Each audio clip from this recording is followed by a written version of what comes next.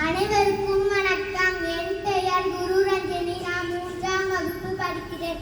என் பள்ளியின் பெயர் ஊராட்சி ஒன்றிய தொடக்கப்பள்ளி சேரன் மகாதேவி, திருநெல்வேலி மாவட்டம். திருக்குறள். தக்கா தகவிலார் என்பது அவரவர் எச்சத்தால் காணப்படும்.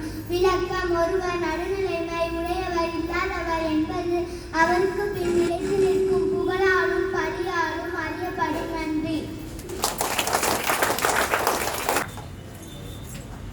அனைவருக்கும் வணக்கம். என் பெயர் ஸ்ரீமுத்தமிழ். நான் 3ஆம் வகுப்பு படிக்கிறேன். என் பள்ளியின் பெயர் ஊராட்சி ஒன்றிய தொடக்கப்பள்ளி சேரன் மகாதேவி, திருநெல்வேலி மாவட்டம். தினம் ஒரு தகவல்.